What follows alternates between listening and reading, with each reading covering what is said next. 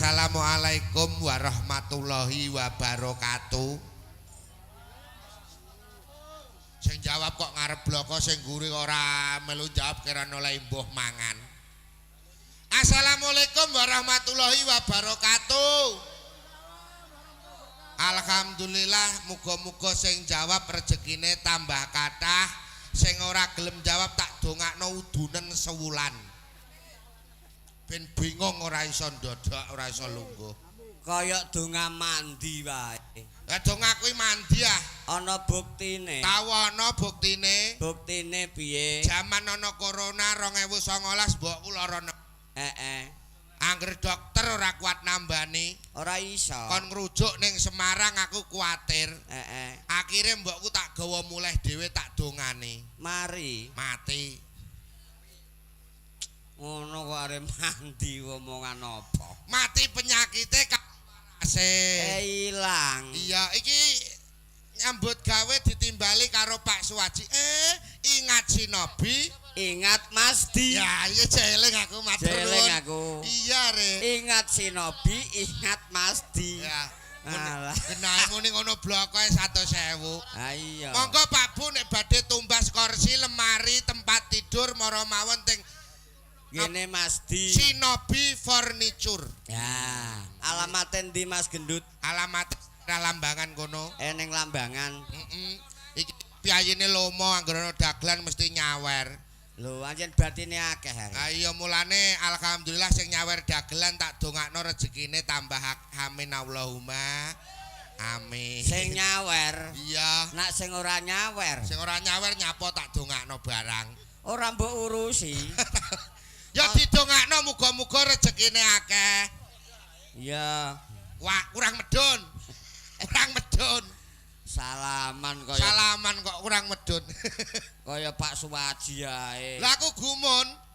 Pak Suwaji ki sing nimbali ta, Pak? Ya iki duwe gawe kok, Ndut. Duwe gawe apa iki? Duwe gawe nyunatno putrane.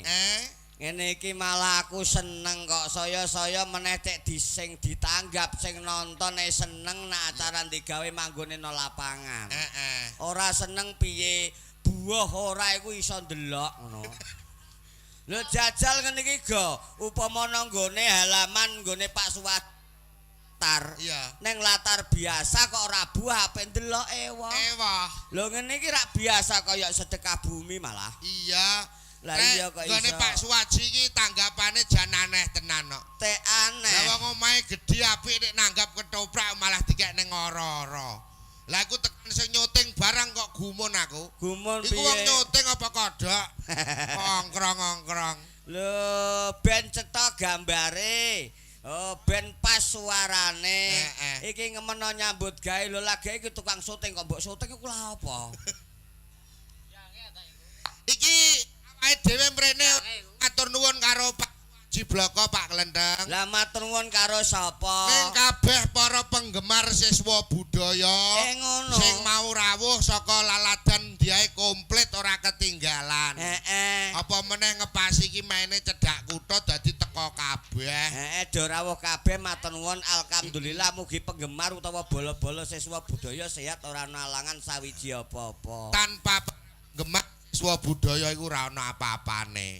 Iki balik nang nggone awal Mas Gendut. Ya. Ning nggone Pak Suwaji, gawene Pak Suwaji didongakno. Sunatan. Manggone ra masalah ning lapangan ora apa-apa. Malah apik kok manggone bebas. Ya. Riase ya bebas. Ya. Oh, nguyohe sing bingung. Uyah dek bingung ngedikeki nggon kamar mandi ngono kok. Endi piana? Ajoan kae kamar mandi adang. Oh iya kamar mandi ngono cah keprok-keprok kok do nakal. Lah nakale piye? Lah iku mang ana bangunan cilik sing durung diplester kok mlebune dorono kabel. Lah sesuk iku nak ditutupno ndak pesingen malah. Kek ngawur. Ngono kok iso. Ya iku mang urung ngerti nek kono ana kamar mandi. Iya durung ngerti, nek wis ngerti ya parake rono. Kowe kok semangat tenan ya Mas Gendut main ning kene. Ya semangat no. Tak delok-delok mang durung mentu dagelan, mentu taman kayak wis jogetan sanding motor mang lah apa? Jogetan matam kono. Lah nek sanding sepeda motor mau linggih kok jogetan dak ngadeg. Iku mang ora joget. Lah apa? Aku turu ketok mau to. Heeh. Obah mang. Heeh. Iku ora perkara joget krungu musik taman ora. Perkara apa? Karpetku bek semut. Bingung aku. Diroyok semut salahe ah. Nek sing tak salahno sing duwe omah. Lah kenapa? Lah sing duwe omah lha apa wong mangan ketoprak diwehi tempe iwak lele barang. Oh, ndase dibuak sanggon-gon akhire diroyok semut. Semut kurangan ndas lele terus ape ngroyok ndasem. Cangkemem iku. Senengane kok. Main ya iku wis ketang-ketang wis dikeki. Mari ngene kok mangane prasmanan, Pak. Ya iki mang wak lele nak ketoprak panjene seneng kok Mas Gendut. Iya. Aku pribadi dhewe ya seneng iwak lele iku nak prai ngetoprak biasane aku ditukokno bojoku sekilo isine ya 9 10 ngono. Ya. Iki mang sekilo mbok isine piro lelene kok langsing-langsing. Langsing ubar digoreng arek. Berarti leng goreng kegaringen. Kegaringen makane ketok gepeng-gepeng. Menjaga kemungkinan leng goreng digaringno ben ora nambahi kolesterol. Nah. Oh, berarti piyai kene pengalaman ngono. Pengalaman. Ya piyaiku to ya anjen ngono, Ndut. Aku nek perkara panganan ora tak pikir. Sing mbok pikir Sing tak apa? gumuni siji. Apa? Iki engko Pak Suwaji ku wonge sing ndi lho tak goleki ket mau ora ngerti aku. Alah ya. Mosok kowe gak roh? Ora ngerti. Lho dagelan ditanggap ditekakno dibayar kok gak roh? Lho gak ngerti lah kowe roh. Aku lagi ape takok ngene kok. Lho alah. Sing ndi ya? Padha ora ngertine. Bapak Suwaji dalah ibu. Nek ora ngerti Suwaji. Ora ngerti sing wedok iku jenenge wong wedok katut nenggone wong lanang sebab sing karan wong lanang. Ngono pamono Bapak Suwaji berarti sing wedok ibu. Ya Ibu Suwaji no. Oh, lah nek Bapak Warsa. Ya Bu Warsa. Lak medeni. Lho lah kok medeni. Lah nek sing lanang Pak Lus. Ya Bulus. Lho mangkane aku nganti saiki moh dadi bakul gethuk. Gene ya. Lah bojoku lak butuk. Butuk dak dipeme ya. Oh ngawur, makane kudu ngerti sing jenenge sing wedok sapa, sing lanang sapa. Sinten Bu asmane garwane Pak Suwaji? Oh, Serabi. Nggih. Sarbiah. Layak. Pak Suwaji seneng wong kono ndek Serabi. Anakku wedok malah ndelok. Ngono Rabu mandur dalam ngarep-ngarep pirang-pirang tahun kok iso persisa kaya mbuke. Sing ndi kok kabeh anakmu lho. Iki lho anake Mbak Sri. Lho anake Mbak Sri kok anakmu? Lah iya kan maune iku. Apa kowe iso meteng? Ora joro, aja urusi iku malah aneh-aneh. Sembah nuwun karo biyanipun Bapak Suwaji dalah Ibu Sarbiah. Sembah nuwun. Sarbiah. Berarti Saudi Sarbiah ya iki ya. Iku Saudi Arabia. Sarbiah. Saudi Arabia padakno. Cunduk karo gajate piyambakipun Bapak Suwaji mbogong Rama putrane awujud nyunatno utawa ngetanake utawa ngislamno. Sebabe apa sunat ra ana werna telu Mas Gendut? Sunat apa ae kok werna telu? Siji sunat adat, loro masyarakat, telu sunat syariat. Sing nomor siji. Nomor siji sunat adat iku ben ora padha karo kewan, mulane wong sunat iku ben ora padha karo kewan. Kowe tau roh sunat anu kewan atik sunat? Ora ana, berarti sunat adat iku ben ora padha karo kewan. Ngono, berarti ben gak kembar karo kewan. Ora kembar karo kewan. Mulane disunatno kanggone menungso. Iya. Kuncine kanggo kaum Islam. Sing nomor loro. Sunat masyarakat. Karepe ben payu omah-omah. Lah nek ora sunat? Ya ora gelem Mas sing dipek. Wong ndengenane kedadian nang desaku ya ana bocah ayune ra pakat dipek Cina. Lah Cina delalah kok urung sunat aku gelem mbok pek nek kowe sunat dhisik. Oh, berarti kanggo masyarakat iku sunat sing nomor loro ya sunat masyarakat. Sing nomor telu sunat syariat. Karepe Ngislamno utawa ngislamake Oh ngono. Iya. Kula kajati wis kaleksanan penyanipun Bapak Suwaji, mboga krama putrane ya nyunatno iki mau. Ngono. Tiba saatnya awak dhewe mangayo bagya utawa caos hiburan. Ndongakno muga-muga sing sunat dadi bocah sing pinter. Amin. Ya ta. Ya. Dadi bocah sing bekti karo wong tuwa. Amin. Iso mendem jero mikul dhuwur asmane wong tuwa. Alhamdulillah. Besok cita-citane muga-muga bisa kalaksana. Amin. Ya ta. Dadi apa ora masalah pegawai negeri wira swasta ora apa-apa. Sing penting sukses. Sing penting sukses, sing penting aja dadi dagelan. Lah kok mbok pengen dadi dagelan penak. Penak ra nak main ah. Agek metu ngono wis bayaran. Iya nek main. Lah ndek ngenane kok dicekek corona. Cekek corona bejamah. Tukang syuting ya mlongok bloko ora tau nyuting. Perkara corona ora mung dagelan tok ah. Tukang son ya sone ditumpuk nganti mike dipangan tikus. Nek perkara ana corona ora dagelan bloko. Apa? Tukang son ya melok bosak. Lah iya aku madak wis omong ah. Tukang tratak ya ajur. Lah iya. Nek kok tukang tratak bakul son, Heeh. bakul gethuk ning pasare durak-urak are. Nek corona kabeh. Kabeh ya. Ora mung seniman. Iya. Mangkane mumpung iki digawe wektu wis aman tertib terkendali meneh. Matur nuwun karo Bapak pemerintah. Ya. Matur nuwun karo Bapak keamanan komplit. Wong pancen awake dhewe iki sebagai seniman. Isone menghibur ora iso menehi apa-apa saliyane donga. Amin. Mulane iki ora mung matur nuwun mang tak omongno karo Pak Suwaji Bloko. Ya. Ning kabeh masyarakat kene Widoro dikandang komplit. Widoro kandang kok Widoro dikandang. Desane Kak Widoro dikandang. Widoro kandang utawa cekak ose ndoro kandang. Nah, berarti dorone dikandang. Ndoro kandang. Matur nuwun komplit. Ya. Mas Dodok diaturi rawuh. Ibu-ibu ben seneng, mbak-mbake ben seneng mergo dagelane siswa saiki ana siji sing rupane ganteng. Ya engko nek ana njaluk lagu ben monggo matur nuwun uga karo Bapak Masdi nggih Masdi. Bapak Masdi sing duwe sinobi matur nuwun pokoke sampun rawuh. Kowe lem celuk-celuk kok malah guyokno wong piye? Piye? Kok bapak kok Mas? Jenenge Masdi re. Ngono. Bapak Masdi ngono. Nah. Bapak Masdi wong jenenge ya Mas ya Pak. Ya Mas Dodo atur panglipur dumateng sedaya Bapak Ibu tamu undangan. Madhepe rada ngejeng rono melah Mas Gendut. Heeh. Mergo kono sing nanggap tamune nang kono. Nah sing kono roh lah ora ya wis. Jenenge sentimen kowe. Gak sentimen wis tak bolo-bolo ngono kok. Oh iki lho bambangane teko. Kono ndang nyanyi, piyai kene sarep-arep. Sing duwe gawe ndi, Mas?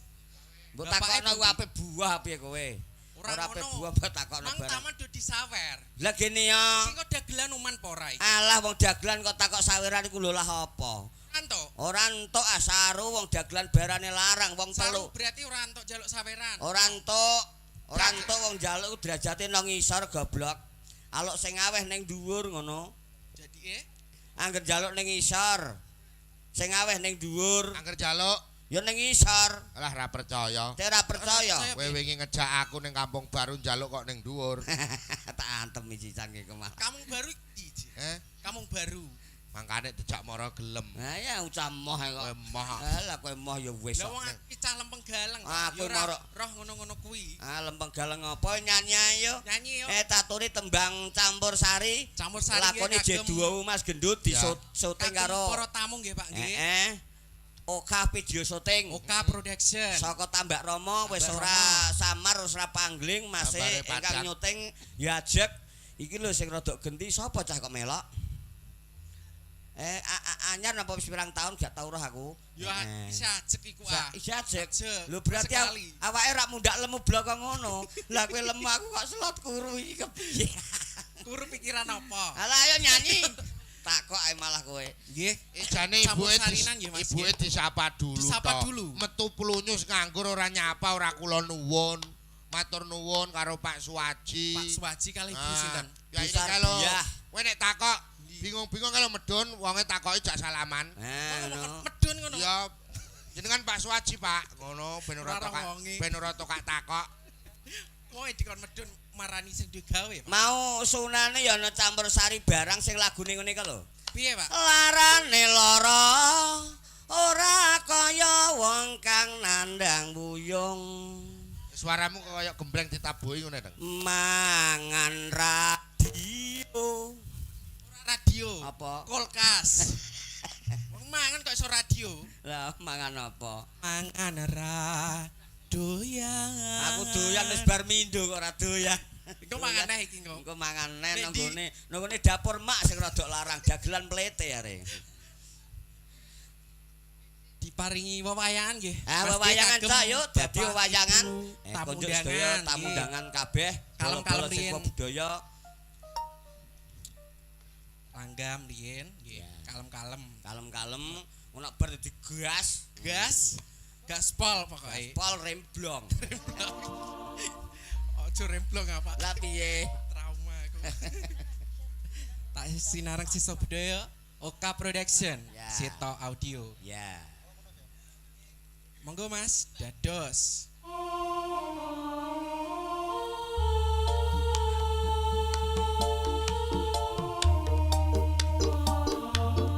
Konco Bapak Ibu monggo ingkang ngersake lagu dangdut campursari Pulau Tenggo nggih.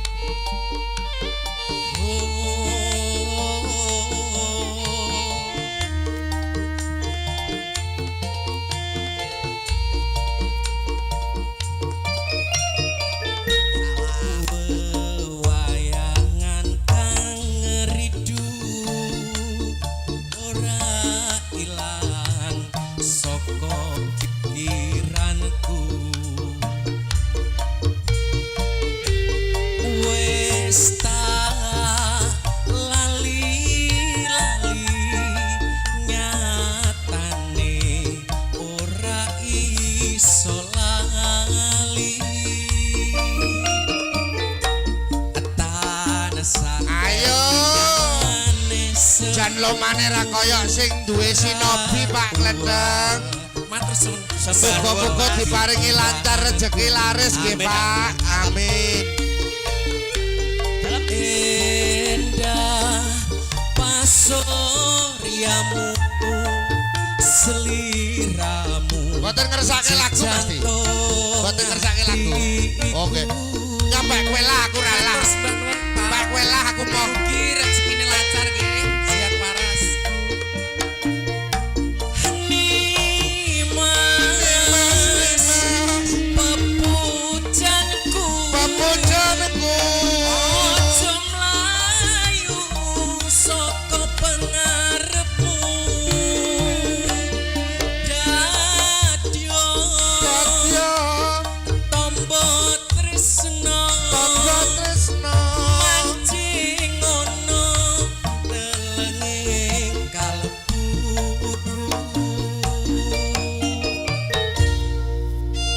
Seso budaya. Sing nyanyi dulu. Mas Di nggih. Ingat Shinobi.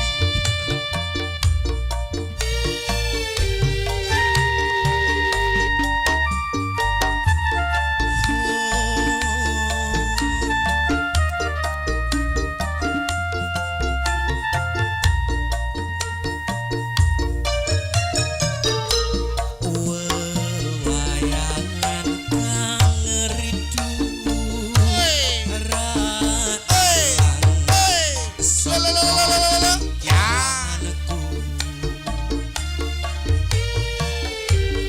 wis tak lali-lali nyatane ora iso lali tanasa kelingane semu tadual saka pikiranku. Endah pasoryamu seliramu jejanto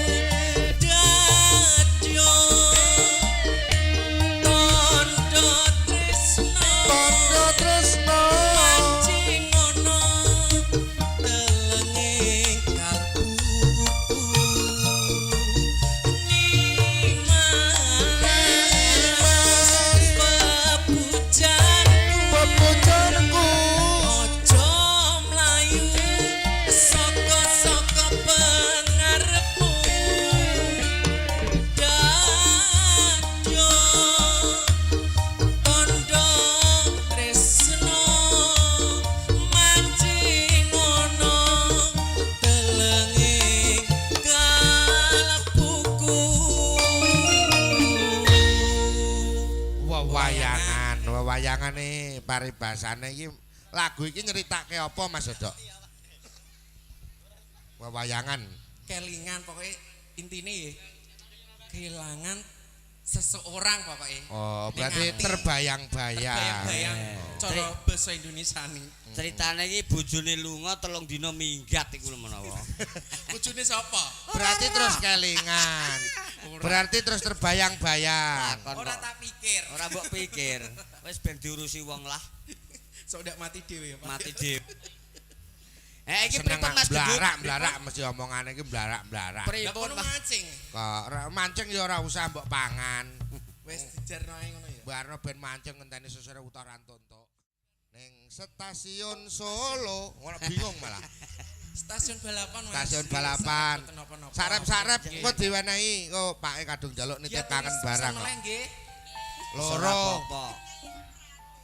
Karo nitip kangenmu aja lali di njaluk sarep-sarep ora apa-apa. Nitip kangen sidan. Iya nitip kangen, nitip tresno pas aku kok ora ono. Nitip tresno. Ora Apa ono. tembang tresno wonten? Tembang tresno napa nitip kangen, Pak? Tembang tresno menawa. Oh, tembang tresno Tembang lah. tresno. Ya. Mangane judul ya aneh-aneh, kadang ora apal judule. Lah sing gurinane tresno iku ya akeh. Saya Tembang tresno. Ayo aja omong ayah kok. Lah musiknya durung di Yo nyanyi dhewe ya kowe. Iki ben ora susah karo dibur. dipur. Wah, spesial kanggo ibuke stasiun balapan Solo. Melu tanggal 24 Mak Sepor. Spesial punya stasiun balapan.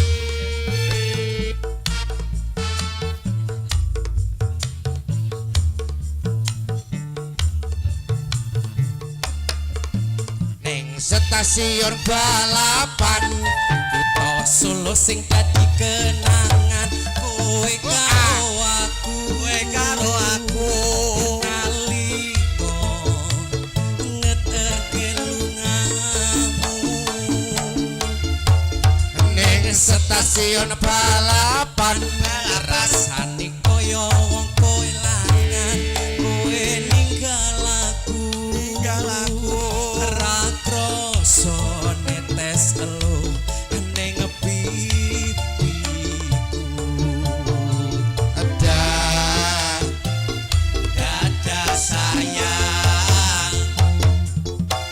ada selamat jalan.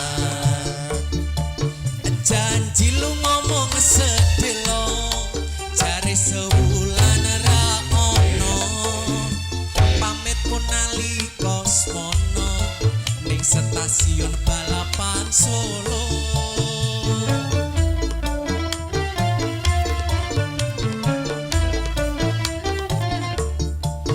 Janji lu ngomong sedelo Mari sewo kirim warta lali opo pancen lali yen eling go enggal bali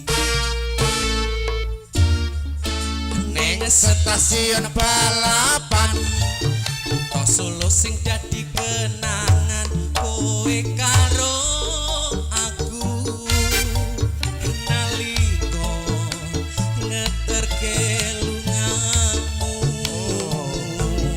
ning stasiun balapan rasane kaya wong kelangan kowe ninggal aku ra krasa netes elo ning pipiku ada dada sayang dada sayang ada selamat jalan. Sithik-sithik lah ya, Bu, sithik-sithik lah ya wektune wis sore. Tembang tresno gawekno pisan. Ayo. Wis dinteni kok. Nggih Pak nggih. Dinteni. Mbah karepmu dhewe. Ayo, tembang tresno. Aku Ya sing nanggap, sing nanggap sing kok ya. nanggap kok ora mbok terusno. Terusno. Ora totol ta iki ya. Ora lele, ora totol lele. Sing Spesial diaturno tembang tresno kunjuk Mase. Nah, wong kadang iku ngene, adoh-adoh mara mrene kepengin njaluk lagu direwangi nyawer. iku ya kepengin dikeki. Aku biyen ya tau nyawer ra dikeki ngono. Wah, tak cegat ning ratan. Wah, apa nama cegat? Ya tak jak salaman sok nek nanone kei ya aku ngono. Tak kira wajah salaman. Tembang Tresno.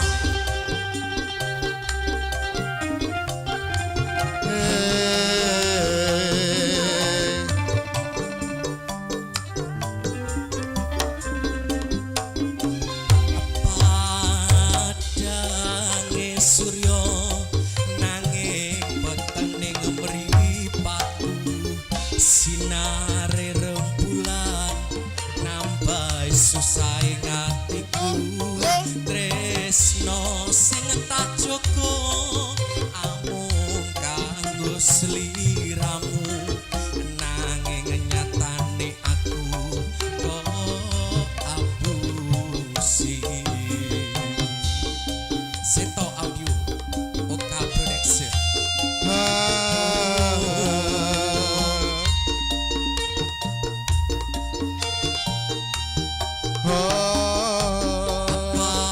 Padange surya nanging weteng ning mripat Ah, sinar